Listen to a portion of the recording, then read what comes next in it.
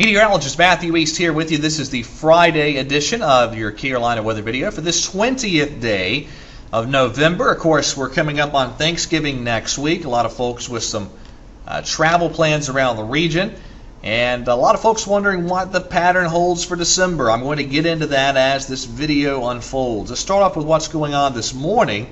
And overall, things are certainly quiet now around our area. We began the day with some pretty thick fog in many spots today, but really a beautiful Friday unfolding. But here is the rain with our next system. It's been a lot of rain and thunderstorm activity overnight into early this morning in the Lone Star State down into the northwestern Gulf. And this is all associated with a developing area of low pressure that'll bring us still looks like a chilly, rainy Sunday. But today we're in good shape. Here's the overall setup. That next trough still back in the southern plains. There's our previous system lifting through the New England states. So we're in between systems today and still tomorrow for really the most part of the day. So things look good. Highs today in the 60s, and we will see a lot of sunshine all day long. There's a look at the surface map off the GFS today. Rain in Texas, rain in New England. We're in between those systems, so a good looking Friday forecast with sunshine and highs in the 60s. A little chilly tonight, lows in the upper 30s to low 40s, but still pretty good Saturday weather. Although as this next low pressure takes shape, clouds are going to be on the increase. So it looks like we're going to see more sunshine Saturday morning than what we'll see during the afternoon as those clouds begin to move in and thicken. And then we see the rain on Sunday. Now some timing differences have developed amongst the various models, but I'm really not changing my thinking, at least with this morning's forecast package, as it still looks like that rain could move in by around daybreak Sunday, and then we'll continue to have that rain chance for the bulk of the day. And with high pressure over the New England states wedging down the eastern side of the mountains, it's going to make for a chilly day Sunday. These are high temperatures, and I really think most Piedmont spots will have a really hard time getting out of the 40s for high temps on Sunday afternoon with that rain. So a chilly, raw Sunday. If you have outdoor plans this weekend, Saturday is certainly the pick of the two weekend days.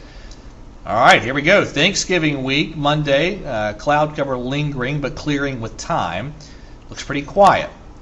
Tuesday, again, this is the GFS, 0Z run. Here comes the next cold front. Looks pretty quiet around here Tuesday.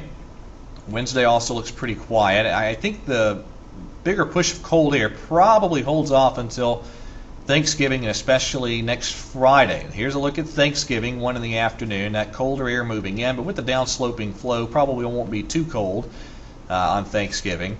But it does look pretty chilly around here by Friday if all current trends hold. This is Friday morning as all the big sales are taking place there on the day after Thanksgiving.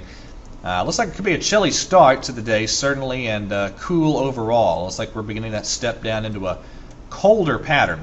Show you a couple things. This is off of this morning's European model run, and this is all the way out at 240 hours, so this is valid next Sunday evening, so about 9-10 days from now. And what we're looking at here is a split flow. You have looks like an active southern branch taking place, and a nice ridge up into western Canada. And whenever you get a trough swinging into the eastern part of the U.S. with this type of pattern, that's the potential for wintry weather. And so it certainly looks like we're heading in that general direction of my ideas being on the right track for December. This is a look at the extended range GFS here, valid the 5th of December at 8 in the morning, and nice cold air mass in much of the eastern part of the country. Still looks like an active storm track at times there. And really, I think the idea here of us heading into December, and December being a colder month overall, and December being a month with an active storm track, those ideas still hold a lot of merit.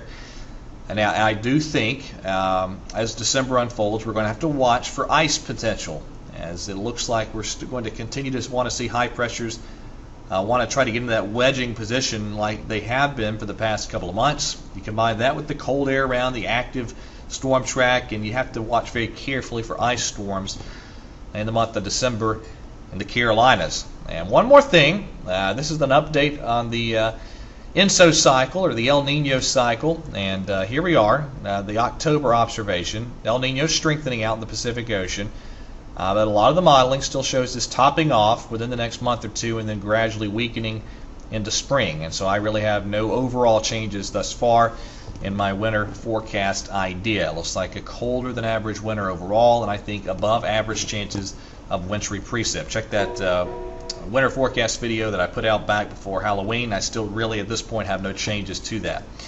All right, that's it for today's edition of the Carolina Weather Video. Thank you very much for watching. Have a great weekend, and God bless.